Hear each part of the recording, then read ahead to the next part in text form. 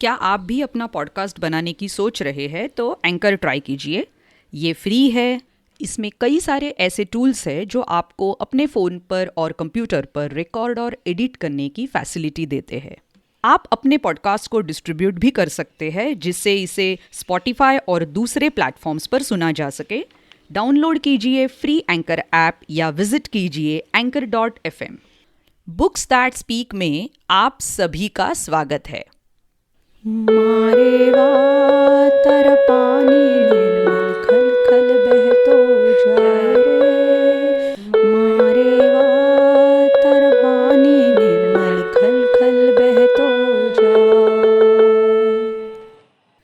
माँ रेवा थारो पानी निर्मल खल खल बहतो जाए रे। कल्पना कीजिए भूत, वर्तमान और भविष्य से जुड़ी उन सभी कहानियों की जो एक नदी हमें सुना सकती है। नदियाँ तब भी थी जब मनुष्य फसलें उगाना सीख रहे थे। वे तब भी थी जब मनुष्य ने नगर बनाने शुरू किए। वे आज भी है और हमें पानी, खाना और आजीविका देती है। पर उनके साथ कूड़ेदान जैसा व्यवहार भी किया जा रहा है। नदियाँ हमारी देखभाल करना जानती है, लेकिन अगर हमें उनका और अपना अच्छा भविष्य चाहिए तो समय आ गया है कि हम उनकी भरपूर देखरेख करें। कहानी का शीर्षक है नदियाँ चले चले समय की धारा। Original story the time travelling river by Pratham books. कहानी लिखी है परिणीता शेट्टी, चित्रांकन सुनैना, हिंदी में अनुवाद मनोहर नोतानी। कहानी सुना रही है आसावरी दोषी। हो ज़माने से कहो अकेले नहीं हम, हमारे संग संग चले गंगा की लहरें। जमाने से कहो अकेले नहीं हम, हमारे संग संग चले गंगा की लहरें। नदियाँ टाइम मशीन जैसी होती है। अगर कोई किसी नदी में कूद जाए और तैरता हुआ अतीत में पीछे खूब दूर चला जाए तो उसे बीता इतिहास जीवंत दिखेगा। कोई दो नदियाँ एक सरीखी नहीं होती। समय और जगह के हिसाब से उनकी भाव भंगिमा बदलती रहती है। कुछ नदियाँ सर्दियों में शांत होती है, कुछ नदियाँ गर्मियों में सिमटी और लजीली होती है, कुछ नदियाँ बरसात में गुस्से से उफनने लगती है। नदी गेहुई, सावली, काली, नीली, हरी या कई अन्य रंगों की हो सकती है। वे अपने आसपास के परिवेश और उनके भीतर धुली और छिपी चीजों के हिसाब से रंग बदलती है। कभी तो नदी का रंग उसकी तली के पत्थरों का रंग ही होता है, तो कभी उसका रंग ऊपर छाए आसमान सरीखा होता है। नदियाँ अपना रास्ता भी बदलती है। अगर कोई नदी पहले कभी किसी जगह से गुजरती रही हो सकता है कि भविष्य में वो कभी किसी दूसरे स्थान से गुजरने लगे। गंगा जैसी कई नदियाँ हजारों बरस पुरानी हैं। उन्होंने मनुष्य जाति को बढ़ते हुए देखा है। लोगों को हमेशा से नदियों के पास रहना और काम करना भाया है। नदियाँ लोगों की देखभाल करना जानती है। हमारा कुछ भोजन सीधे नदियों से आता है और हमारा अधिकांश खाद्य नदी के पानी के इस्तेमाल से ही फलता फूलता है। फिर हमारे शरीर में से गुजर चुकने के बाद हमारे भोजन को, जो अब मल बन चुका है, नदी ही ठिकाने लगाती है। नदियाँ अगर बोल पाती तो हो सकता है कि वे मांग करती कि हम अपना मल कहीं और ले जाए। नदियाँ सिर्फ हम इंसानों को ही नहीं पालती। अनेक पक्षी और पौधे, पशु और मछलियाँ, कीड़े और फूल नदी के सहारे जीते हैं। यहाँ तक कि नदियाँ संगीत की प्रतिभाओं को भी पालती है। जलमग्न जीव ऐसे अनूठे और विचित्र गीत गाते हैं मानो वे किसी और ही दुनिया से आए हो। हमारे देश इंडिया का नाम भी एक नदी के नाम पर ही पड़ा। हमारे देश को नाम देने के अलावा सिंधु यानी इंडस नदी दुनिया की प्राचीनतम सभ्यताओं में से एक सिंधु घाटी की सभ्यता इसका घर भी रही है। सिंधु नदी के चलते ही हमारे पूर्वजों ने इस देश में अनेक गांव, कस्बे और नगर बसाए। नदी से ही वे लोग पास और दूर की यात्राएं कर सके और चीजों की खरीद बिक्री कर सके। सिंधु घाटी के लोग नदी किनारे खुशी खुशी आबाद रहे, फिर अचानक वे गायब हो गए।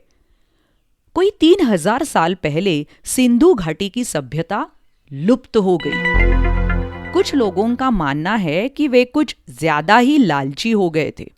उनके द्वारा जंगलों और पानी के अनाप शनाप इस्तेमाल के कारण बाढ़ आ गई थी। बाढ़ एक डरावनी चीज है, पर यह उपयोगी भी सिद्ध होती है। बाढ़ का पानी जब नदी में लौटता है तो उसके साथ आई समृद्ध मिट्टी नदी किनारे ही रह जाती है, जो फसलों के लिए बहुत उपजाऊ होती है।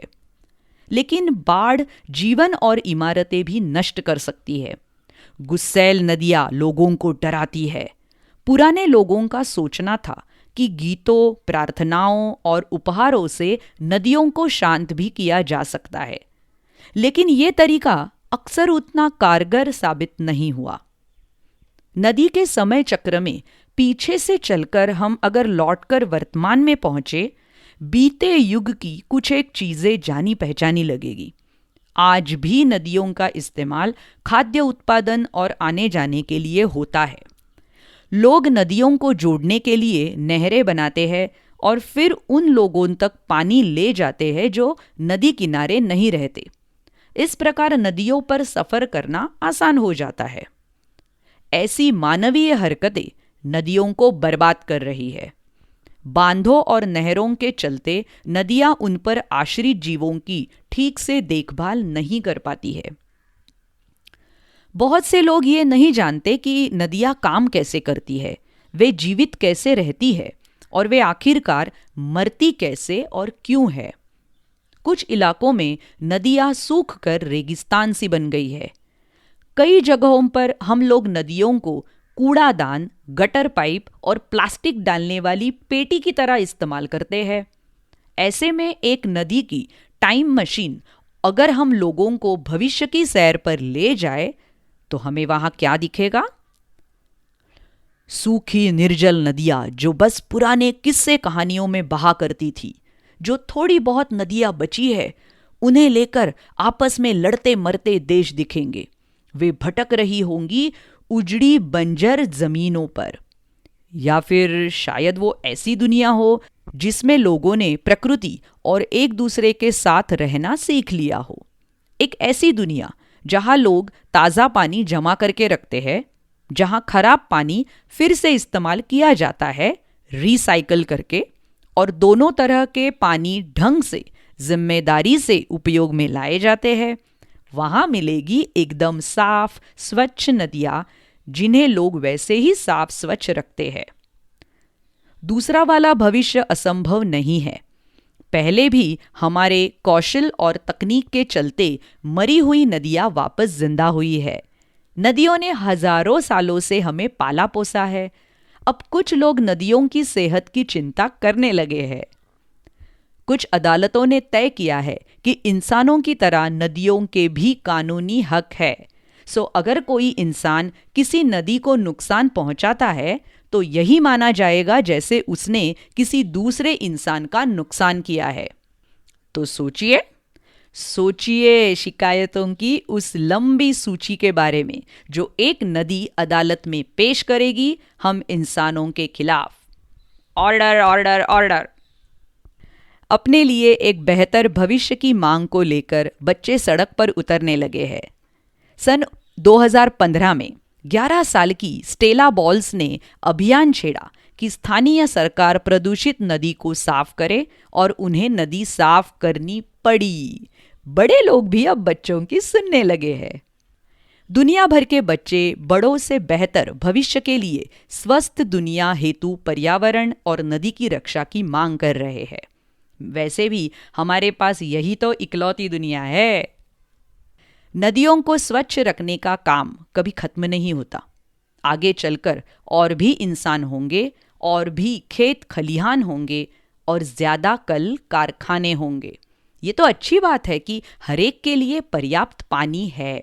हमें बस नदियों का भी ख्याल रखना है और आपस में एक दूसरे का भी। ज़माने से कहा अकेले नहीं हम, हमारे तो ऐसी ही सुंदर और प्यारी प्यारी कहानियों की धारा हम बहाते रहेंगे बुक्स दैट स्पीक पर। आइएगा ज़रूर यूट्यूब पर और अलग अलग पॉडकास्टिंग चैनल्स पर। हमारी वेबसाइट www.booksthatspeak.com। मिलते हैं अगली कहानी में। धन्यवाद। Bye bye.